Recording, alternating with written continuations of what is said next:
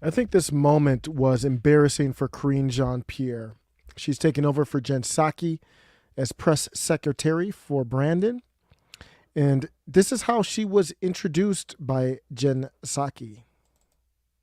I just want to take the opportunity to celebrate and congratulate my friend, my colleague, my partner in truth, Karine Jean-Pierre, the next White House press secretary.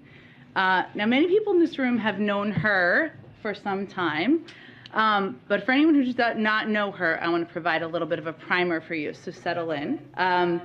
First, So you're introducing somebody to people. We've seen her. She's filled in before, but everyone doesn't follow this stuff closely. And all the people in the room know who she is. But this is really introducing her to more than the room. It's to the world. A lot of people don't know who she is, even though she's been on TV a lot and stuff like that. So pretend somebody got a promotion. She got a promotion. And you're introducing them to the team or to the world or to the people for the first time. What is the first thing that you say about them? Well, this is, she's been a hard worker. She's been with the company for so long. Here are her credentials. You usually go down that route is what you expect. now, many people in this room have known her for some time. But for anyone who does not know her, I want to provide a little bit of a primer for you, so settle in.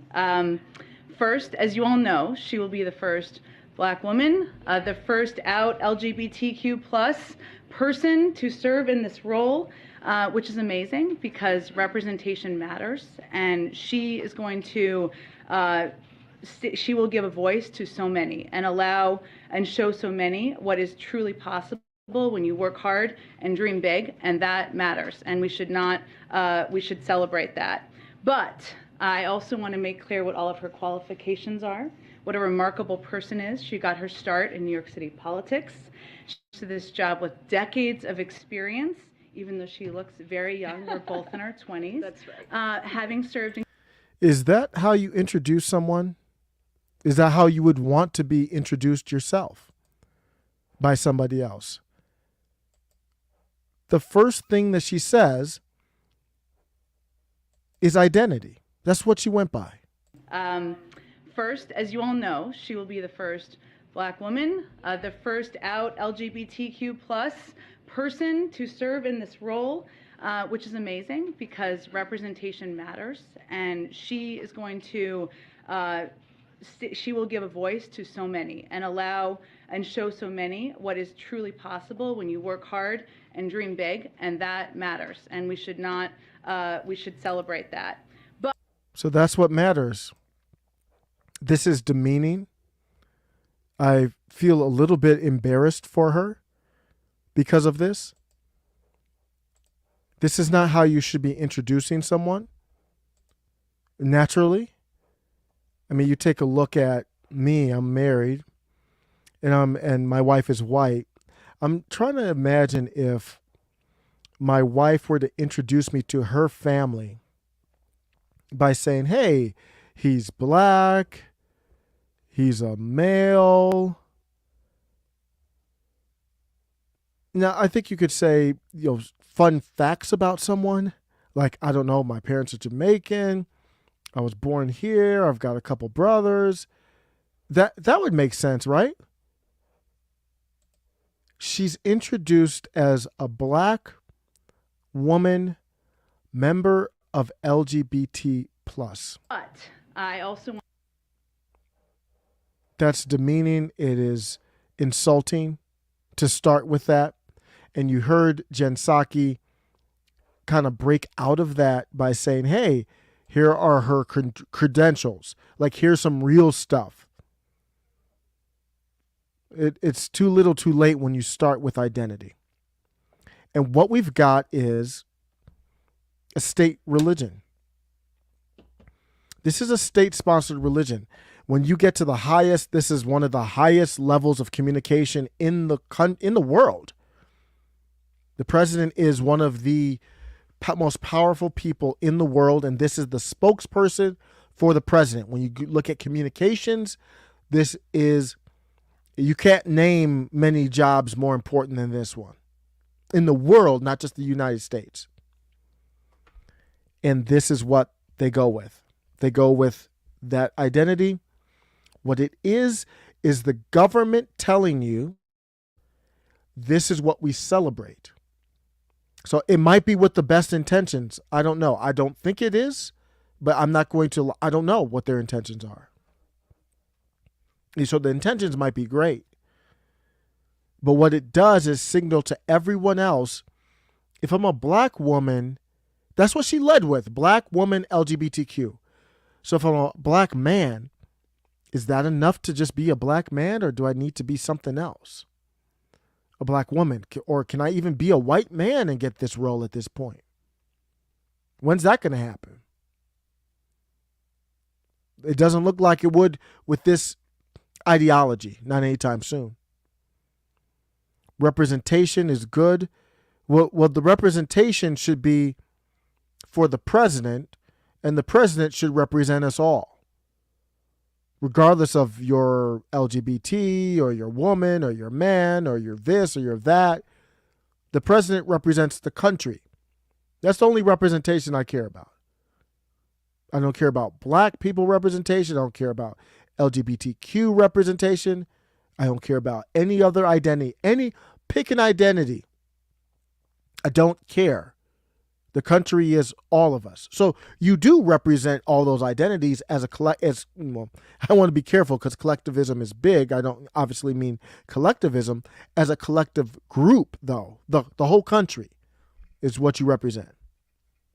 You represent people who voted for you, didn't vote for you.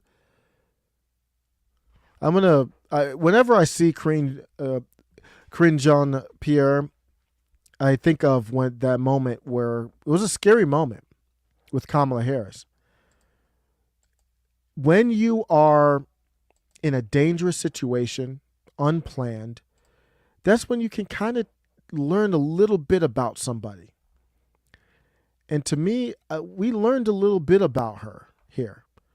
So I said, forgetting about whether you agree with her or not, or with her politics, when ish hits the fan, unexpectedly at that, you find out who someone really is. She earned some respect just for this moment alone. She was fearless. So you see it playing. I'll play a video in a larger screen here.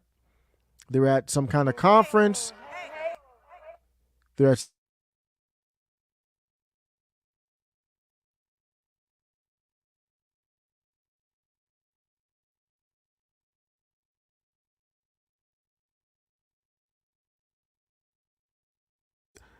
at this point, I don't think we even knew she was going to be VP.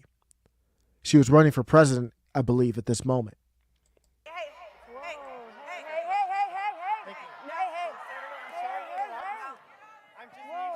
Hi. Where the hell is the security? That is completely unacceptable. If you're just listening, I'm going to start playing this. From the time you start hearing her say, hey, I will stop it when security arrives. They're on the stage and there's some lunatic, probably some leftist lunatic, on the stage. So I'm going to start playing now.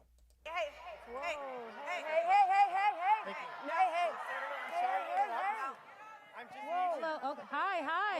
Wait a minute, sir. Asking for your attention to a much bigger idea than... Thank you so much, sir, for your big idea. Now security got him. We are at 19 seconds. My goodness. I guarantee you Kamala Harris, and she should have. I guarantee you Kamala Harris went off on these, on whatever her team. Kamala, I don't know if it's her fault or not, but because her campaign was a mess, her communications as VP has been a mess, and the security's a mess. I don't know if it's her or not, but 19 seconds, the dude is up on the stage right next to the vice, or who is now the vice president. But my whole point with this is Karine Jean-Pierre sees this guy come up on the stage. There's nobody there. There's just three women on the stage. in the main part of the stage, when she sees this guy come up, she sees him walking over to Kamala Harris. Kamala Harris froze. I don't blame her. I'm not blaming Kamala Harris. But in this moment, Karine Jean-Pierre was fearless. We didn't know if the dude had a weapon or what was going on. And she came up and she was like, whoa, whoa, hey. And she put herself, she's wearing like a tight dress. She doesn't even have, and heels. So she doesn't have the balance or mobility really. And she's not a very strong looking woman. She she tries to put herself in the middle between that dude and Kamala Harris. She didn't have to do that. She could have ran off the stage. She pushed him away. The guy grabbed the mic from Kamala Harris. It looked like, yeah, Mike, what a moment. This was crazy. So this dude grabbed the mic from Kamala Harris. Kamala Harris is deer in headlights. She's frozen. Karine Jean-Pierre pushes the guy away. So the guy's not being very aggressive, but obviously this is inappropriate. And Kamala Harris is completely frozen. And then, so she's looking around like, where's security? Man, so Kamala Harris is more concerned about her optics. So she does her fake smile. Not funny. Kamala Harris is weird. Like, that's not funny. I'm not smiling. And the reason why I play that is I think that gives you a little bit of insight on who she is. That was a heck of a moment right there. Gotta give her credit for that. Doesn't mean I'm going to support her. I know people were looking up her tweets and she said all kinds of crazy stuff. That's going to be anyone now. I mean, we saw the Nina Jankovic stuff. The way politics is, if you find somebody's tweets from within the last couple years, they're going to be radical, period. For anyone in the establishment, they've become radical. So she had tweets about questioning what happened in Georgia when Stacey Abrams lost. But I wish that we were at a place where we're talking about something substantial. And even that moment, I wouldn't have led with it, but it's much more substantial than anything that Jen Psaki led with. Let me know what you think.